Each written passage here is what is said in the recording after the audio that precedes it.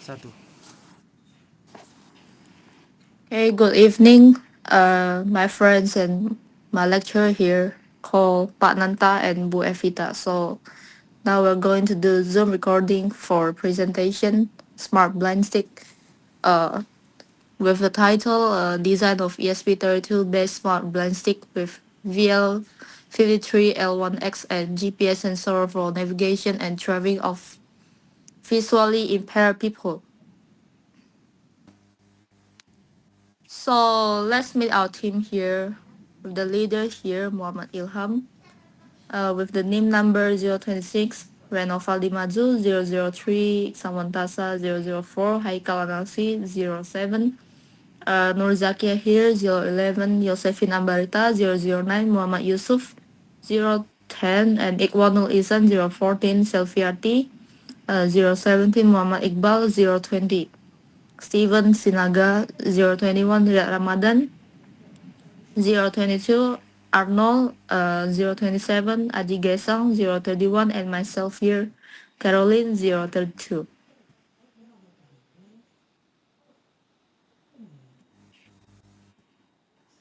So now here we're going to talk about few topics for the smart blind stick here. So the first one is about the background and then problem statement. So we're going to explain a few about our meeting agenda also, and then supporting social and legal data, research purpose, technical observation, and some of the wiring system. Okay, so first here, the background is 2.2 billion people worldwide have visual impairments, which is we so-called disabilities, and then previous research developed smart cans using electronic sensors, GPS and GSM. There are still shortcomings, limited features, and no connection to IoT. So to solve the traditional problem, the conventional problem, so we're going to create a ESP32 based smart blind stick with VL53 LOX distance sensor, GPS buttons, and connectivity for real-time monitoring. Next, there was a problem statement. And the first one, how can we design an IoT-based smart blind stick using SP32, BL53L0X, and GPS that not only provides accurate obstacle detection, but also enables real-time tracking and automatic safety alerts to ensure maximum user independence and protection. In the second problem statement, how can we transform a traditional blind stick into an intelligent assistive device that can sense, speak, and connect, empowering visually impaired individuals to navigate independently and safely in any environment? And this problem statement 3, how can technology how can technology give eyes and awareness to the visually impaired through a smart stick that detects, guides, and communicates in real time?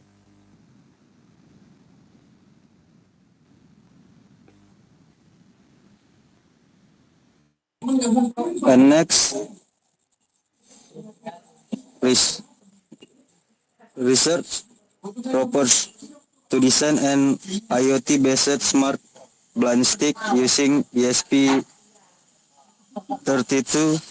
FL53L0X and GPS Neo 6M to enable accurate obstacle detection, real-time tracking, and automatic alerts, vibration plus voice, and innate safety, awareness, and independence for visually impaired user to demonstrate the practical implements of IoT in assistive mobile technology.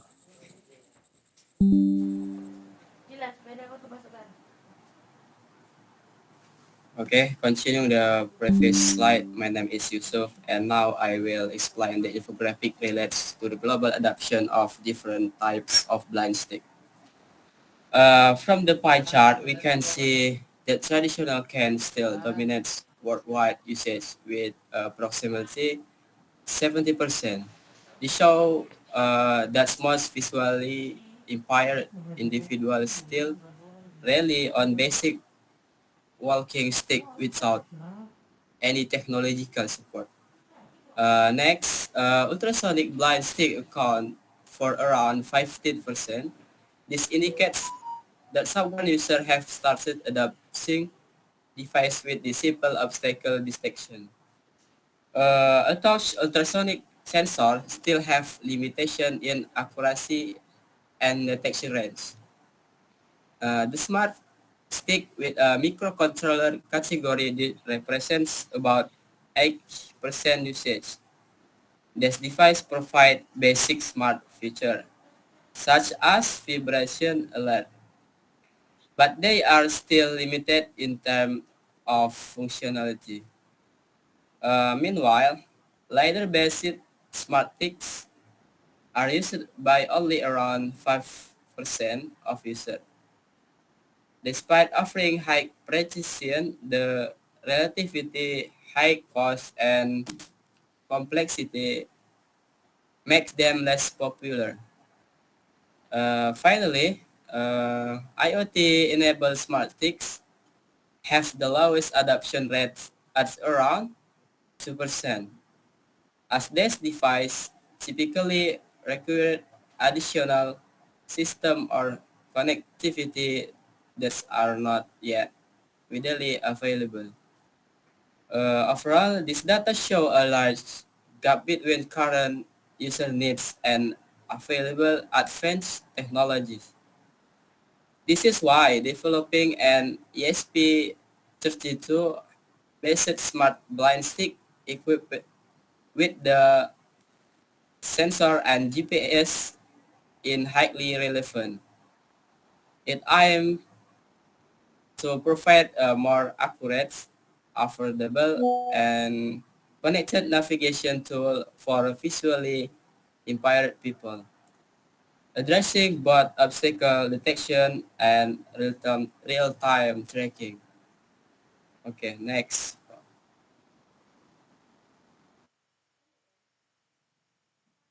Okay, I will continue with the supporting data section. On this slide, we present several supporting studies that strengthen the foundation of our research.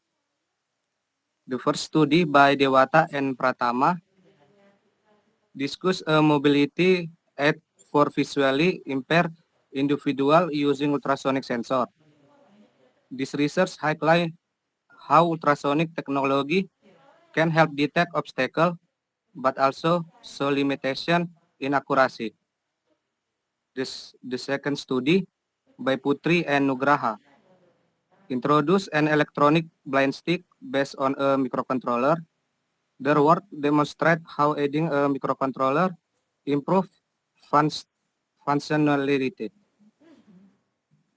The third reference from Rahman and Wibowo design a smart blind stick using Arduino.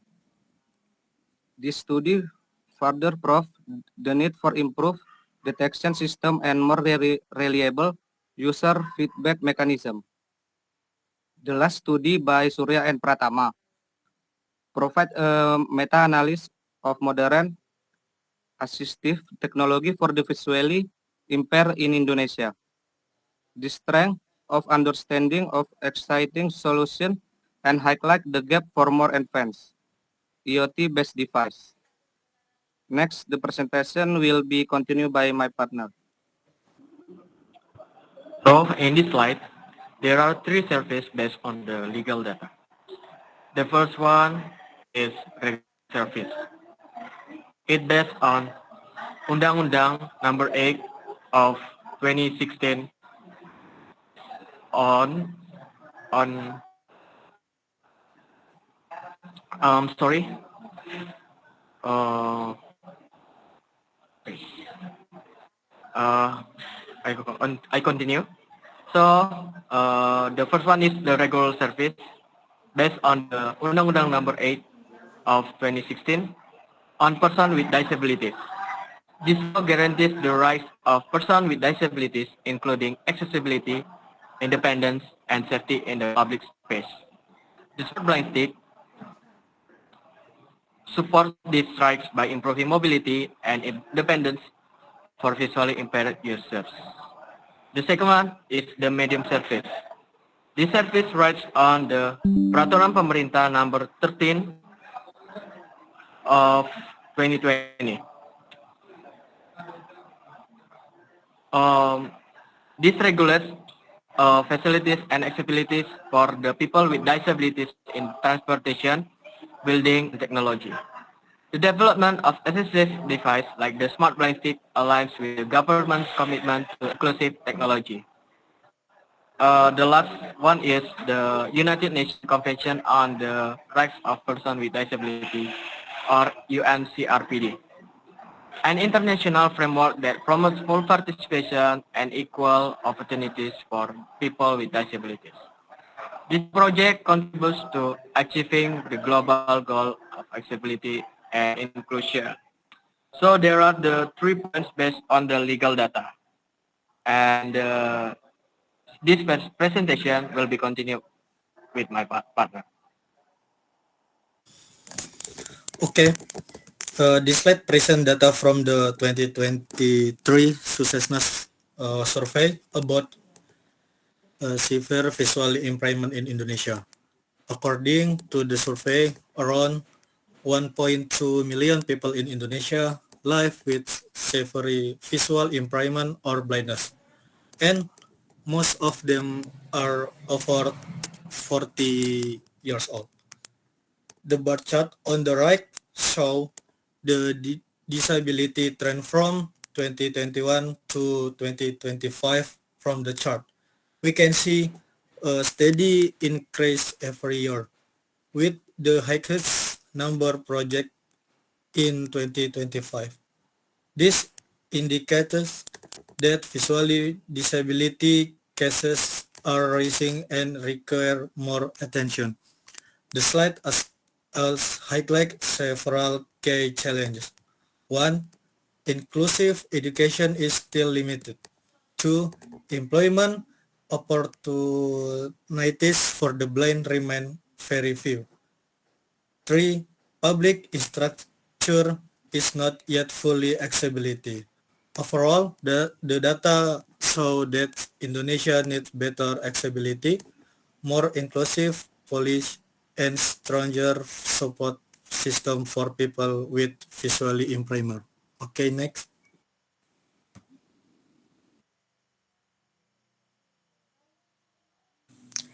Okay, the next topic is disability programs that provide by organizations. The number one is Ministry of Social Affairs. The program is social rehabilitation for persons with visual disability.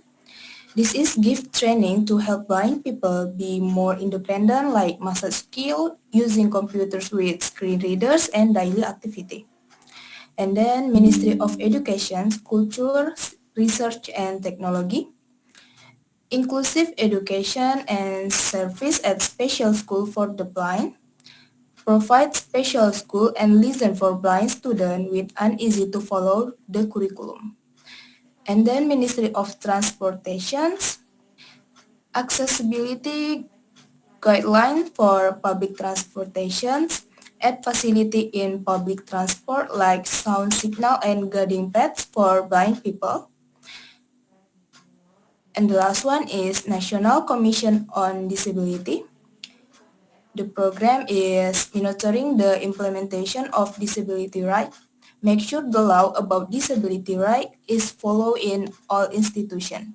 Okay, next.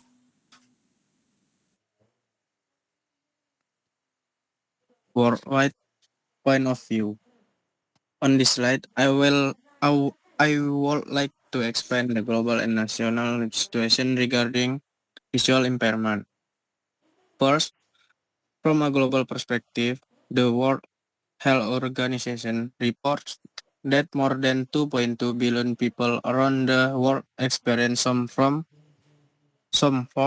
of vision impairment. This is extremely large number shows how common visual disabilities are across different countries and age groups. As a result, awareness of accessibility and inclusive technology is increasing. Many organizations and government are now working to ensure that visually impaired individuals receive proper support, including access to information, digital tools, and public facilities. Next, if we look at the situation in Indonesia, data from the Central Bureau of Statistics in 2023 shows that more than 3 million people live with visual disability. These individuals often face several challenges in their life. For example, they may experience difficulties in mobility, meaning they need more time and assistance to move safely in public space. They also tend to rely more on others for simple daily activities. And without proper support, they are at higher risk of accidents.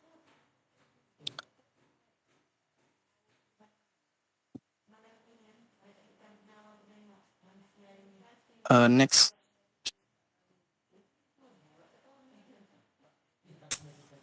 Okay, now we move on to the technical data. My name is Josephine Ambarita. In this slide, we can see the power supply wiring diagram that we have created. We use a 4.2 volt DC Li-ion battery as the main power source. The battery is charged using the charging module. The battery output is stepped up to 5 volt DC using a 5 volt boost converter. There is a push button and the main switch. This 5 volt power supply will power the ESP32 sensors, buzzers, GPS, and GSM module. This power supply ensures that the entire system receives a stable voltage, especially because the ESP32 and the top sensor are quite sensitive to voltage drops. Next, in the picture, on the right, we can see a series of vibration motors installed on the bracelet. The vibration motor is controlled using a BSF547 NPN transistor. The SP32 only provides a small signal through the GPIO pin. The transistor functions as a driver so that the motor can run using a 5 volt power source without overloading the SP32 pin. A flyback diode is also added to protect the transistor from motor voltage spikes. Signals from the ESP32 are sent to the wristband via wireless communication. The vibration motor is used to provide direction or distance alert to visually impaired users. For the wristband design, we are still determining the most minimalist and comfortable solution to wear. Currently, there are two main options and both are still under consideration. The first option is wristband with a mini module. The wristband use a small microcontroller such as an ESP32 or a small RF receiver module. Second option is passive wristband. The wristband does not use a large microcontroller. It only has a vibration motor and a simple receiver module that directly activates the vibration. We are still determining which option is the most ideal, but the basic concept remains the same. We wristband function as a vibration notifier that is wirelessly connection to the cane. For the main wiring on the cane, we have not prepared to final diagram yet because the components we used are not 100% finalist and have not been simulated. However, we have already determined the component list and the overall wiring concept that will be built. Okay, next.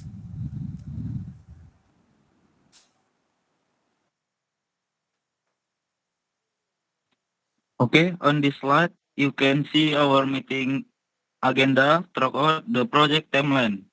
We had our first group meeting on October 17, 2025, which focused on the initial planning and setting up our project goals. The second meeting was held on October 20, 2025, where we discussed and start configuring the blend stick feature.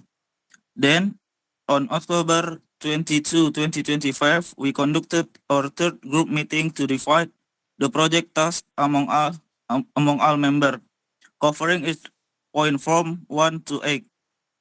The fourth meeting took place on October 24, 2025, focusing on ensuring all components work properly in the first testing round. Finally, our fifth meeting on October 28, 2025 was aimed at double-checking the components and finalizing the wiring diagram in the second round.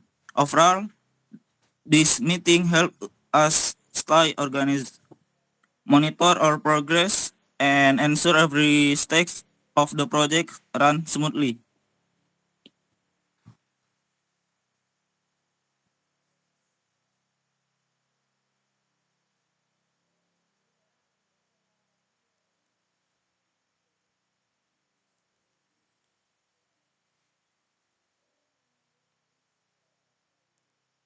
Caroline.